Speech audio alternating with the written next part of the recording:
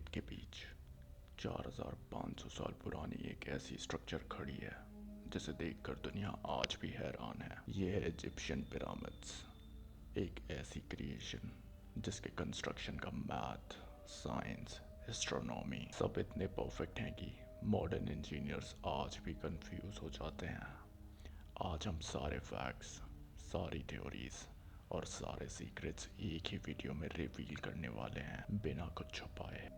बहुत लोगों ने सुना है कि पिरामिड सिर्फ फ़ाराओ की कब्र थी, लेकिन ये आधा सच है। पिरामिड सिंबल थे पावर के, इमॉर्टलिटी के और उन तारों के जहां से उनके देवता आते थे। इसीलिए ग्रेट पिरामिड का अलाइनमेंट बिल्कुल एग्जैक्ट ट्रू नॉर्थ की तरफ है, सिर्फ 0.067 डिग्रीज का एरर, जो आज भी इम्पॉसिबल लेवल का प्रिसिशन माना जाता है। एक थ्योरी ये भी कहती है कि पिरामिड एक कॉस्मिक मैप थे, जिसका पुख्ता सबूत तो नहीं पर ओरियन कंस्टलेशन के साथ अलाइनमेंट पाया गया है। कुछ एक्सपर्ट कहते हैं कि पिरामिड्स एक नॉलेज वॉल्ट है जिसमें एंशिएंट सिविलाइजेशन अपने सीक्रेट प्रिजर्व करते थे। आखिर पिरामिड कैसे बनाए गए? ग्रेट पिरामिड को बनाने के लिए 23 लाख स्टोन ब्लॉक्स का यूज हुआ था। हर ब्लॉक का वेट 2 टन से लेके 70 टन के बीच था, यानी 2000 किलो से 70,000 किलो तक का, जिनमें किंग चैम्बर में ग्रेनाइट के स्टोन्स का इस्तेमाल हुआ है। ये पत्थर दुनिया के सबसे स्ट्रॉन्ग पत्थरों में से एक है और इन स्टोन्स को आशवन के इलाके से लाया गया था, जो कि इजिप्ट से 900 किलोमीटर की दूरी पर है। साइंटिस्ट के मुताबिक इन पिरामिड्स में यूज हुआ सबसे भारी पत्थर 80,000 किलो का है और सबसे सरप्राइजिंग बात, उनका कटिंग और प्लेसमेंट इतना एक्यूरेट है कि आज के लेजर टूल से भी उस लेवल का प्रिसीजन पाना मुश्किल है। Most accepted theory RAM system की है, लेकिन रैम सिस्टम इतने बड़े होने चाहिए थे कि उनका कंस्ट्रक्शन खुद एक पिरामिड जितना बड़ा होता। कुछ एक्सपर्ट्स इंटरनल स्पाइरल रैम का मॉडल सजेस्ट करते हैं, जिसमें पिरामिड्स के अंदर छुपी रैम्स यूज होती थी। वहीं कुछ लोग वाटर ल्यूब्रिकेशन थ्योरी को सपोर्ट करते हैं, जिसमें मिट्टी को पानी से गीला करके ब्लॉक्स को स्लाइड करवाया जाता था, जिससे फ्रिक्शन ड्रामेटिकली कम होता था। पिरामिड सिर्फ बड़े ही नहीं, टेक्नोलॉजिकली इंटेलिजेंट भी थे। अर्थ के cardinal directions north, south, east और वेस्ट से जो अलाइनमेंट है वो परफेक्टली कैलकुलेटेड था। ग्रेट पिरामिड अर्थ के लैंड मास के बिल्कुल सेंटर के पास लोकेटेड है। ये एक कोइंसिडेंस नहीं हो सकता। इजिप्शियन का इंजीनियरिंग लेवल इतना एडवांस था उस टाइम में कि ग्रेनाइट जैसा हार्ड पत्थर भी इतना परफेक्टली प्लेस्ड है कि एक रेजर ब्लेड भी उनके जॉइंट्स के बीच में नहीं जाता है। Secret internal chambers. पिरामिड के अंदर 3 मेन चैम्बर्स हैं, किंग्स चैम्बर, क्वींस चैम्बर और ग्रैंड गैलरी। 2017 में एक और शॉकिंग डिस्कवरी हुई। मॉन स्कैनिंग टेक्निक के चलते एक मैसिव हिडन वॉइड मिला जो किसी बड़े हॉल की साइज का है, और यह चैम्बर अब तक इनएक्सेसिबल है। यानी चैम्बर मिला तो, पर उसके अंदर जाने का रास्ता नहीं। क्वींस चैम्बर से 2 नैरो शाफ्ट्स जाते हैं, जिनका पर्पस अभी तक मिस्टीरियस है। कुछ लोग कहते हैं ये एयर शाफ्ट्स नहीं बल्कि सोल पैसेज शाफ्ट्स हैं, जहां से फ़ाराओ की स्पिरिट स्टार्स की तरफ ट्रैवल करती थी। Mysterious energy and science.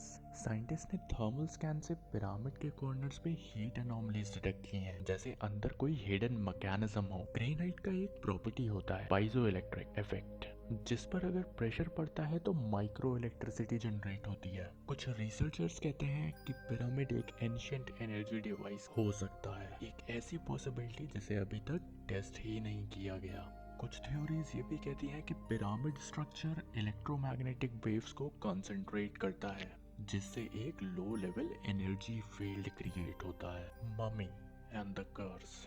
फ़ाराओ curse का कॉन्सेप्ट तब फेमस हुआ जब किंग टूटनखामुन की टॉम्ब ओपन होने के बाद एक्सपेंडिशन के कई मेंबर्स मिस्टीरियस तरीके से मरने लगे, और सबसे फेमस नाम था लॉर्ड कार्नरवॉन। पर साइंस का एक्सप्लेनेशन अलग था। टॉम्ब में 1000 साल से बंद बैक्टीरिया, फंगस और टॉक्सिक गैसेस का इफेक्ट। लेकिन कोइंसिडेंस इतने स्ट्रॉन्ग थे कि लोगों ने इसे सुपरनैचुरल ही माना। वैसे द ममी कर्स पे लोगों की सुपरनैचुरल थ्योरी मुझे तो सच लगती है, आपको क्या लगता है?